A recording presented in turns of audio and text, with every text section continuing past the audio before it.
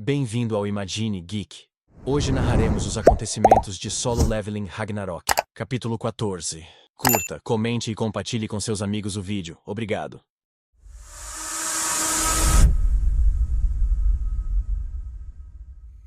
No capítulo anterior, a transformação de Surro acabou, e ele voltou à sua forma normal, ofegante e com o peito arfando de exaustão. Brock, por sua vez, estava ali quebrado no chão, derrotado e mal se agarrando à vida. À medida que a força de Brock se esvaía, o sistema exibiu uma notificação confirmando sua derrota. Momentos depois, outra mensagem apareceu. Surro havia subido de nível. Beru deu um passo à frente, o orgulho brilhando em suas feições enquanto se juntava a Surro. No entanto, os pensamentos de Surro estavam em outro lugar. Ele recordou a memória da Fangare e o detalhe perturbador mencionado anteriormente por Beru. A energia de Itarum emanando de Brock. Ele compartilhou o que havia visto, descrevendo caçadores estranhos inserindo algo no olho de Brock. O propósito parecia distorcido, intencional. Com a testa franzida, Surro perguntou se esses caçadores eram afiliados aos Itarum, e se sim, qual era o objetivo deles ao atacar Brock. Beru ouviu em silêncio antes de compartilhar seus pensamentos. Ele acreditava que os caçadores eram provavelmente apóstolos, servos dos Atarum, não membros propriamente ditos. Os deuses exteriores raramente agiam diretamente, preferindo distorcer o destino por meio de peões e sussurros. O que fizeram com Brock poderia muito bem fazer parte de um plano maior, um que sugeria uma invasão já em andamento. O peso dessa possibilidade se abateu sobre Surro. Os apóstolos dos Atarum já estavam na Terra, e pior, ele tinha tão poucas informações. Percebendo a urgência de Surro, Beru propôs uma solução. Ele se ofereceu para devorar o cadáver de Brock, explicando que isso não apenas restauraria sua mana esgotada, mas também lhe daria acesso às memórias finais de Brock, potencialmente revelando segredos sobre a influência dos Atarum. A ideia surpreendeu Surro por um momento, mas ele não se deteve nela. Em vez disso, seus olhos se voltaram para o jovem lobo, machucado, mas resistente. Um forte vínculo já havia se formado, e Surro, com sincera gentileza, estendeu um convite para que a criatura se juntasse a ele.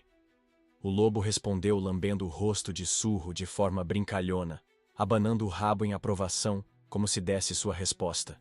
Com um leve sorriso, Surro pegou a chave da masmorra das sombras e então abriu o caminho para o desconhecido sombrio.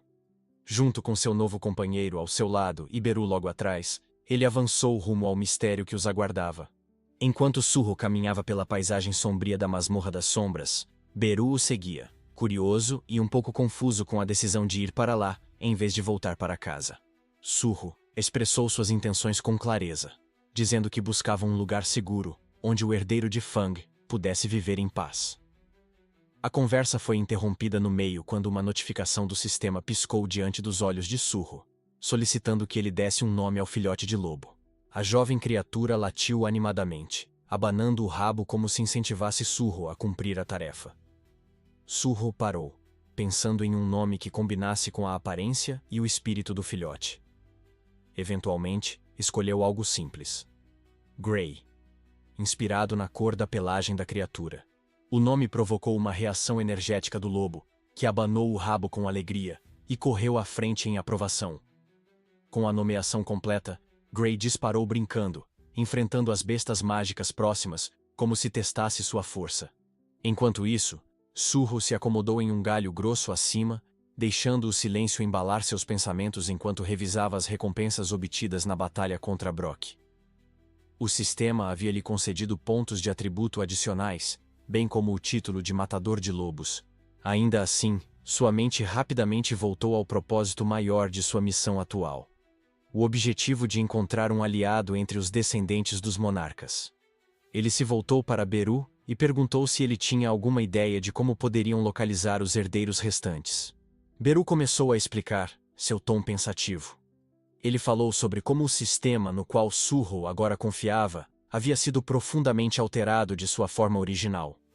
Um dia, fora um mecanismo distorcido criado com um propósito sombrio, projetado para forçar a evolução do pai de Surro, Jinwu, transformando-o no receptáculo do Monarca das Sombras. Ao ouvir isso, Surro não pôde deixar de refletir.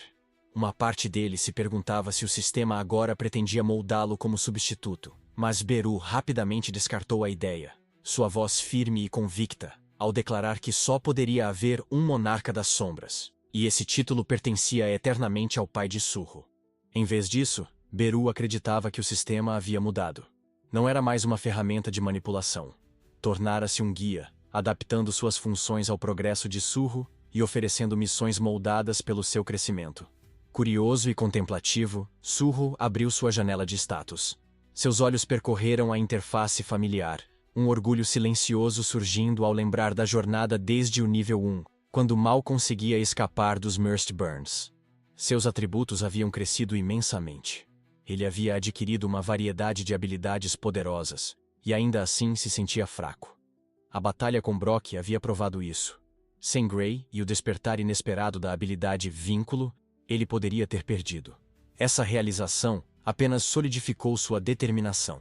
As missões oferecidas pelo sistema não eram apenas desafios, eram degraus para algo maior. Um caminho, talvez, para finalmente encontrar seus pais. Ele então voltou sua atenção para Beru, lembrando da intenção anterior do Rei Formiga de explorar as memórias de Brock. Beru compartilhou o que havia descoberto. De forma decepcionante, não havia sinal de controle mental direto ou lavagem cerebral pelos apóstolos de Itarum. Mas nem tudo estava perdido. Beru havia vislumbrado fragmentos importantes. Brock foi mantido sob vigilância por um homem ligado à Guilda Hiena, alguém envolvido no resgate de humanos sequestrados. Esse supervisor misterioso estava conectado à Guilda Ceifador. O nome despertou algo sombrio em Beru, que teorizou que essa guilda poderia possuir conhecimento relacionado aos Atarum, e que investigá-la mais a fundo poderia revelar verdades cruciais sobre a ameaça oculta que lentamente se aproximava de seu mundo. Ao mesmo tempo, nas profundezas dos corredores da Guilda Ceifador, um homem se encontrava enfurecido atrás de uma mesa polida.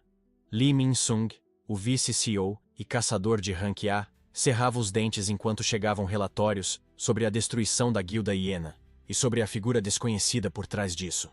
A tensão emanava dele. Sobreviventes mencionaram um caçador mascarado vestido de preto, uma figura envolta em mistério, mas os detalhes eram escassos. Sem nome, sem imagem, havia pouco a seguir. Desdenhoso, Min-sung afastou os relatórios, decidindo não perder tempo com sombras. Sua mão mergulhou no bolso, retirando uma pequena pedra cintilante que brilhava suavemente mesmo na penumbra.